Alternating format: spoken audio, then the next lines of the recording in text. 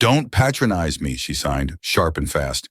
But the rich don't like being called out, especially not by a deaf daughter. Another ignored birthday, another untouched cake.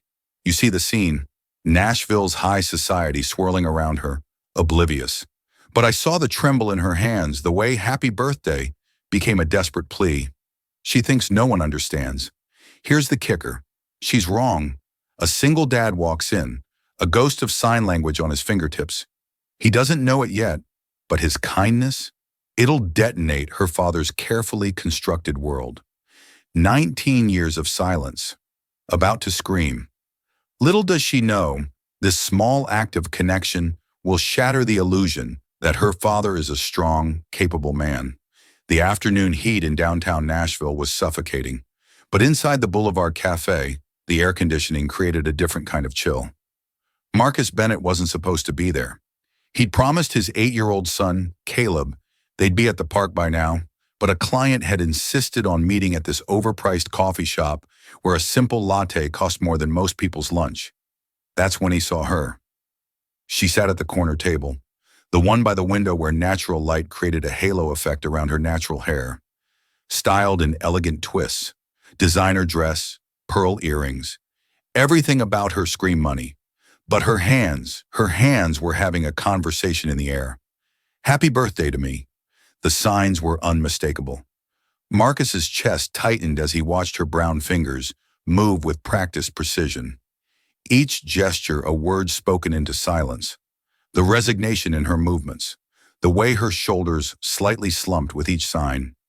This wasn't celebration. This was surrender.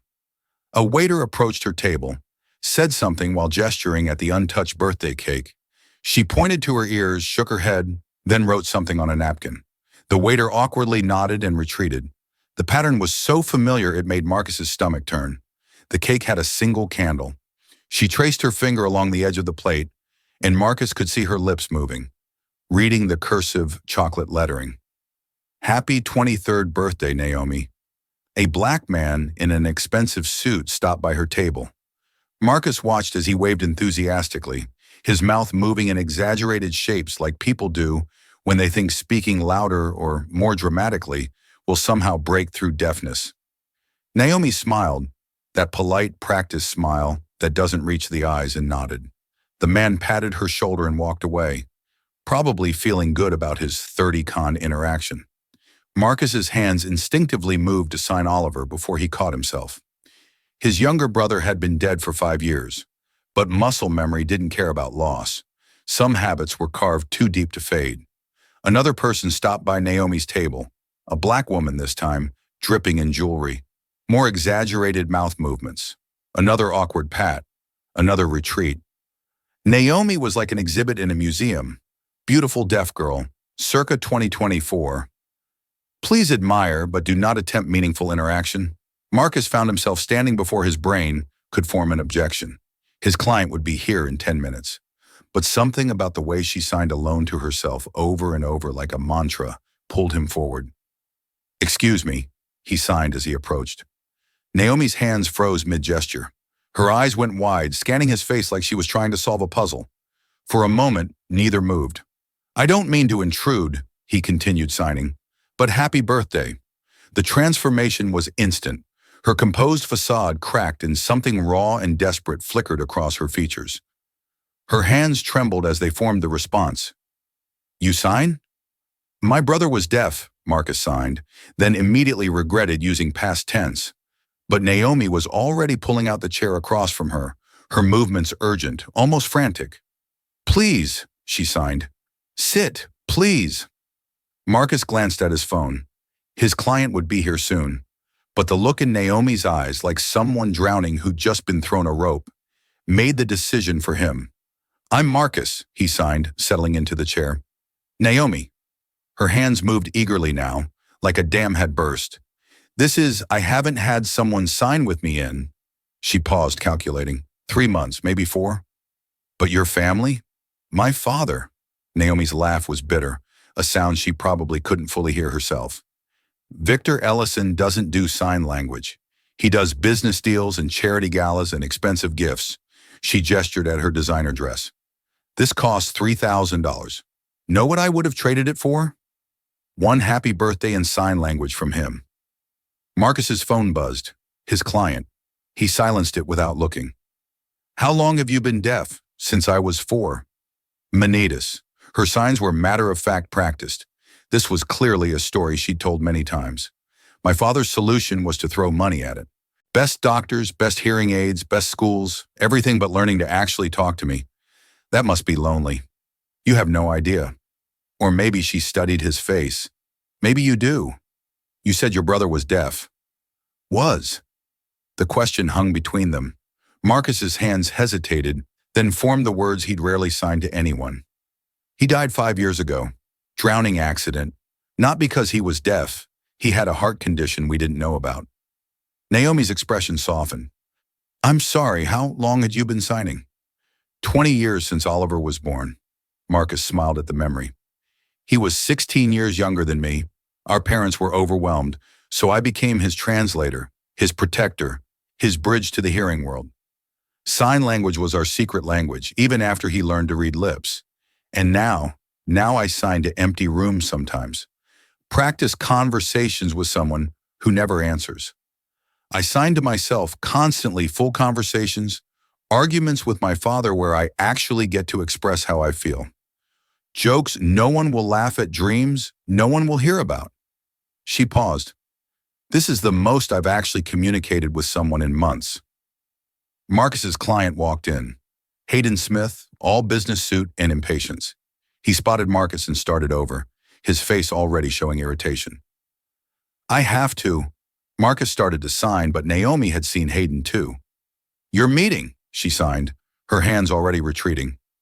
I understand, but Marcus was already standing, intercepting Hayden halfway. Family emergency, he said aloud, not caring if it was technically a lie. We'll have to reschedule. Hayden's face went through several shades of red, but Marcus was already walking back to Naomi, whose eyes were wide with disbelief.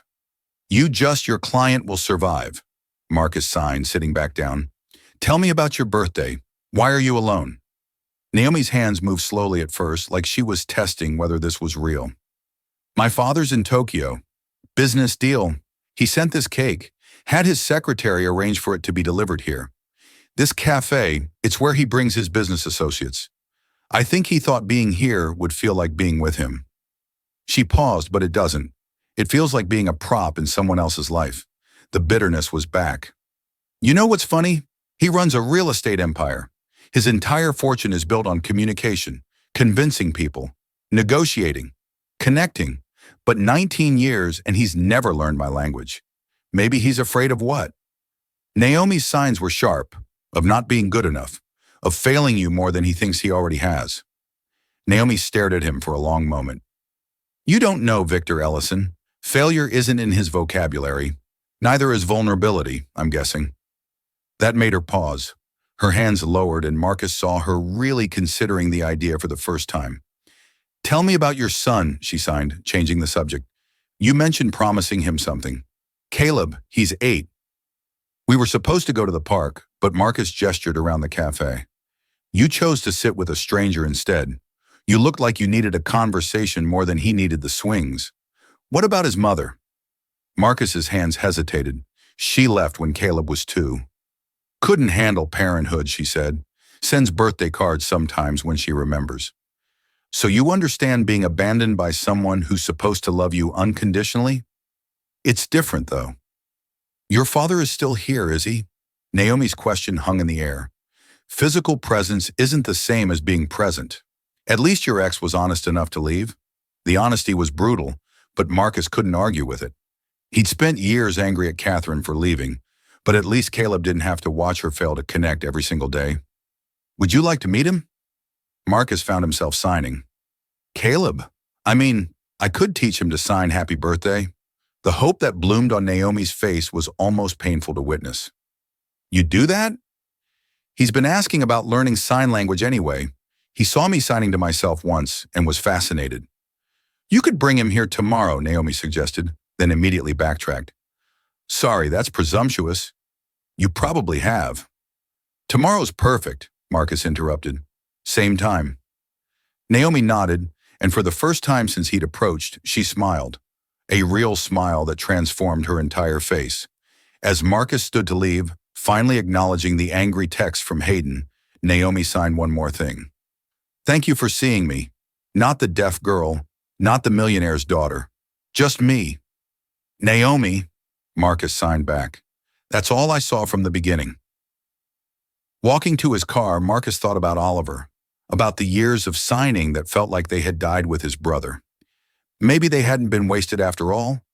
Maybe they'd been preparing him for this moment, this woman, this connection across silence.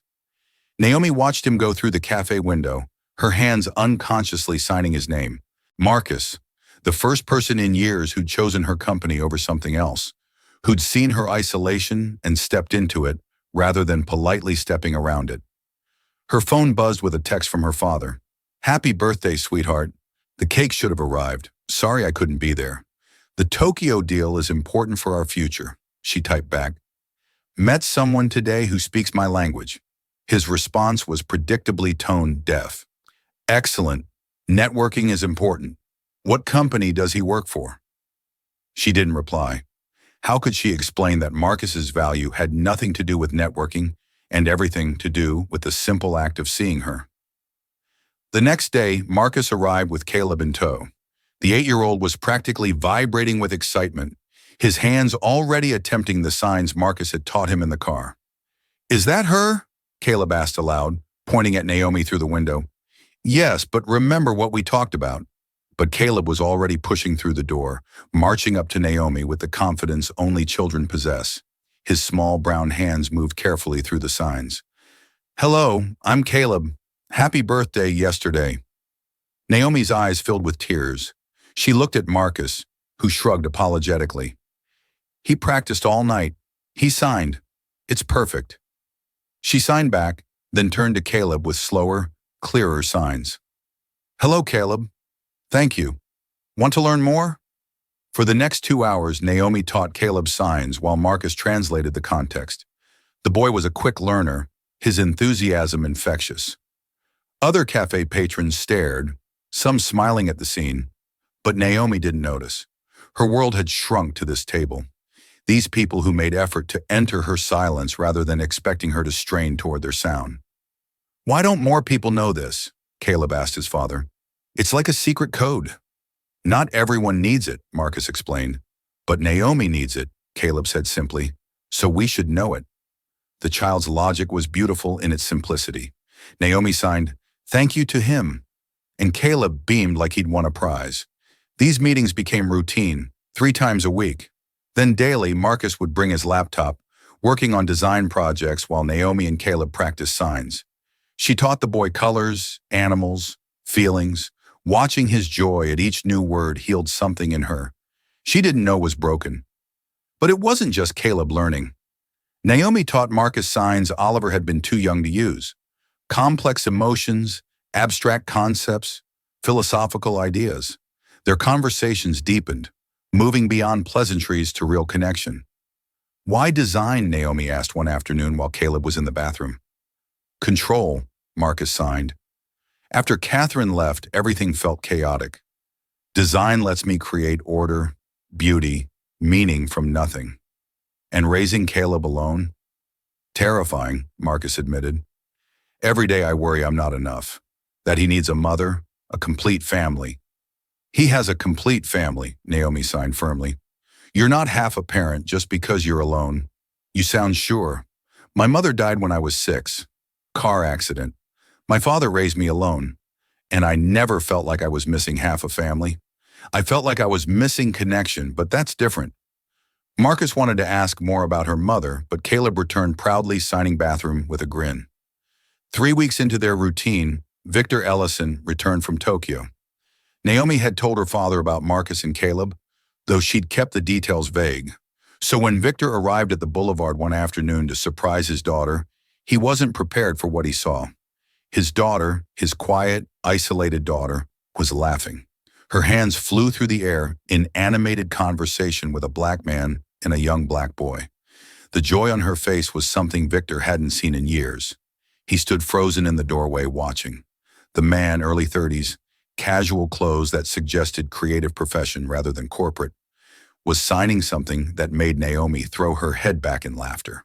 The boy was trying to copy a sign Naomi was teaching, his face scrunched in concentration. Mr. Ellison, the cafe manager, appeared at his elbow. Would you like your usual table? No, Victor said slowly. No, I'll join my daughter. He walked over, each step heavy with the weight of realization. Naomi saw him coming and her entire demeanor changed. The animation drained from her face. Her hands fell to her lap and she became the composed, distant daughter he knew. Dad, she said aloud, her voice carrying that slightly off tone that came from not hearing herself properly. Naomi. He nodded at Marcus and Caleb. I didn't know you had company. Marcus stood, extending his hand. Marcus Bennett, this is my son, Caleb. Victor shook hands, his businessman's assessment taking in Marcus' appearance, trying to categorize him. Not money, the clothes made that clear. Not business, no card offered. So what? Daddy can't sign, Naomi said to Marcus, her voice flat. So we'll need to switch to verbal. I can translate, Marcus offered. But Naomi shook her head. He doesn't like accommodations. Makes him feel… What was it you said, Dad? Handicapped by proxy? Victor flinched. Naomi, that's not… It's exactly what you said. She turned to Marcus. We should go. No, Victor said quickly. Please stay. I'd like to understand. Marcus and Naomi exchanged glances. She signed something quickly that Victor couldn't understand. But Marcus's response made her shoulders relax slightly. Caleb, Marcus said aloud, why don't you show Mr. Ellison what Naomi taught you today? The boy lit up, turning to Victor with eager hands. Watch, he signed carefully. Nice to meet you. I'm learning to talk to Naomi. He says, it's nice to meet you? He's learning to talk to Naomi. Victor stared at the boy. This child who'd known his daughter 3 weeks and could communicate with her better than he could after 23 years. How long have you been learning? He asked Caleb. The boy held up 3 fingers, then signed something else. Marcus translated, 3 weeks, it's fun, like being a secret agent. 3 weeks, Victor repeated the words, heavy with self-remation. Dad, Naomi started, but Victor held up his hand. Show me, he said to Marcus. Show me how to say hello to my daughter. Marcus looked at Naomi, who seemed frozen. Slowly, he demonstrated the sign for hello, then daughter. Victor's hands that signed million-dollar deals, that gestured commandingly in boardrooms, trembled as they copied the movements. Hello, daughter. Naomi's eyes filled with tears. She signed back slowly. Hello, Dad. What did she say? Victor asked urgently. Hello, Dad, Marcus translated. For a moment, no one moved. Then Victor pulled out a chair and sat down heavily. 19 years, he said. 19 years since the meningitis, and I hired tutors for her, interpreters, but I never. You never learned yourself, Marcus said gently. I told myself I was too old, too busy. Truth is, Victor looked at his daughter. I was terrified. Terrified of being bad at it, of failing her more than I already had. It was easier to pretend money could solve everything. Fear of failure, Naomi said out loud, looking at Marcus with recognition. He'd called it 3 weeks ago. Teach me, Victor said suddenly. Both of you, teach me. I know I don't deserve. Naomi's hand shot out, grabbing his. With her other hand, she signed something. Marcus translated, it's never too late to learn. The lesson started that day. Victor Ellison, who commanded boardrooms and controlled millions, became a student at his daughter's table. His hands, unused to this kind of vulnerability, struggled with basic signs. No, Dad. Like this, Naomi would correct, adjusting his fingers. Each correction was patient, gentle, a reversal of every dynamic they'd ever had.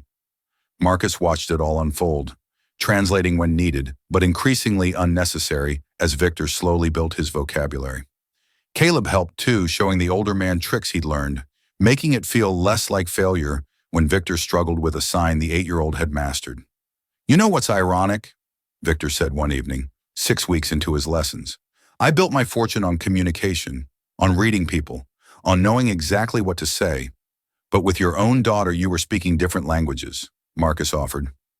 No, Victor corrected. I refused to learn hers. I expected the world to accommodate her disability instead of recognizing that I was the one who was disabled. Disabled by my own pride and fear. As weeks turned to months, the change in both Ellisons was profound. Naomi began to shine, her confidence growing with each conversation she could have with her father. Victor became humble in a way his business associates would never recognize, learning not just sign language, but how to truly see his daughter. The breakthrough came on a rainy Thursday.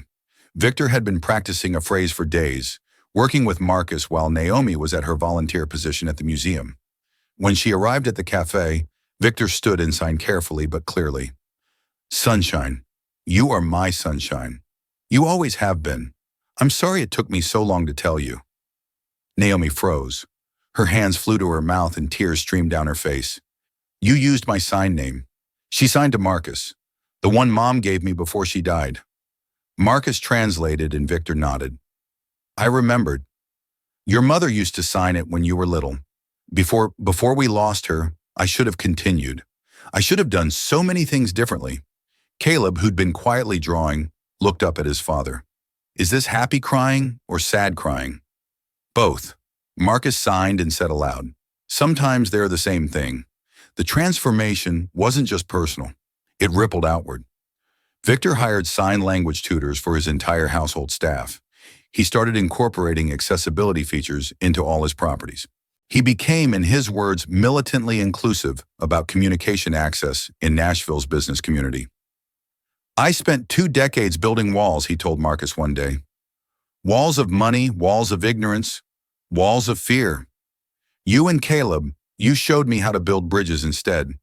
But perhaps the most beautiful change was in the relationships themselves." Marcus and Naomi's connection deepened from friendship to something more. She taught him signs for feelings Oliver had been too young to express. Profound grief, unexpected joy, the specific loneliness of being a single parent. He taught her that isolation wasn't her destiny, that she deserved to be chosen, to be someone's priority rather than their charity case. "You know what I love about you?" Naomi signed to him one evening as they watched Caleb teach Victor the sign for skateboard. "My devastating good looks." Marcus signed back with a grin. "You never tried to fix me. Everyone else saw my deafness as a problem to solve. You just saw it as part of who I am, because it is. Just like being a single dad is part of who I am. Not broken, just us." Their first kiss happened in sign language first, Marcus signing, "May I?" and Naomi responding, "Please," before their lips ever touched. Caleb predictably was thrilled. "Does this mean Naomi will be my mom?" he asked with 8-year-old directness. "Let's take things slow," Marcus said aloud while signing, but Caleb was already signing to Naomi. "Want to be my mom?" Naomi laughed, tears in her eyes, and signed back, "Want to be my son? Deal?" Caleb signed, having learned that word the week before. 1 year after that first lonely birthday, Naomi celebrated her 24th, surrounded by people who could speak her language. The private dining room at the Boulevard was full, not with her father's business associates making awkward small talk, but with people who'd learned to sign for her. Victor stood to give a toast. His signing was still imperfect, but his message was clear. "Last year, I gave you a condo for your birthday. This year, I give you my voice in your language. I give you my promise to never stop learning. Never stop trying to meet you where you are, instead of demanding you come to me." He continued, his hands more confident now. "You are not the one who needed to be fixed. You were not the one who was disabled. I was disabled by my inability to see that love means learning someone else's language, literal and figurative." The room was silent except for the soft sound of tears being wiped away. "Also," Victor added with a slight smile, "I'm hoping Marcus will officially become family soon because I need more help with my homework." Everyone laughed, the tension breaking. Marcus stood, pulling something from his pocket. The small velvet box made Naomi's hands fly to her chest. "Naomi," he signed, ignoring everyone else in the room, "you taught me that silence isn't empty, it's full of possibility. You showed me that connection isn't about words, but about choosing to understand each other. You brought light back into spaces I thought would stay dark forever." He opened the box, revealing a simple silver ring with a small sapphire, Naomi's birthstone. Will you marry me? He signed, then added with a grin. Caleb already called dibs on you as his mom, so really you'd be breaking a child's heart if you say no. Naomi was laughing as she signed yes over and over, pulling him into a kiss while the room erupted in celebration. Some cheering aloud, others waving their hands in the air in deaf applause. 2 years later, the Bridge Center stood as testament to what connection could build. The nonprofit founded by Naomi and Marcus with Victor's backing provided free sign language classes to families, schools, and businesses. The walls were glass, transparent, barrier-free, revolutionary in their simplicity. We had our grand opening today. Naomi signed to Marcus as they stood in the empty center after everyone had gone home. 300 people came. Oliver would have loved this. Marcus signed back. He did love it, Naomi corrected. His love for you started all of this. Every sign you teach, every connection made here, it's his legacy too. Caleb, now 11 and fully bilingual in English and ASL, ran in from the parking lot where Victor was waiting. Grandpa says, "Hurry up or we'll miss our reservation." Grandpa needs to learn patience, Naomi signed with a smile. I can see you signing about me, Victor called from the doorway, his signs getting more fluid every day. And I'm patient. I waited 19 years to learn to talk to my daughter properly. 20 years, Naomi corrected. But who's counting? I am. Victor signed seriously. I count every lost year as motivation to never waste another day. The family walked out together. A millionaire grandfather still learning to sign I love you without trembling. A young boy who switched between languages without thinking. A woman who'd found her voice in silence. And a man who discovered that the skills we carry for lost loved ones sometimes lead us exactly where we need to be. You know what the best gift is? Naomi signed to Marcus as they drove to the restaurant. What? He signed back at a red light. Second chances, she signed. My father got a second chance to be my dad.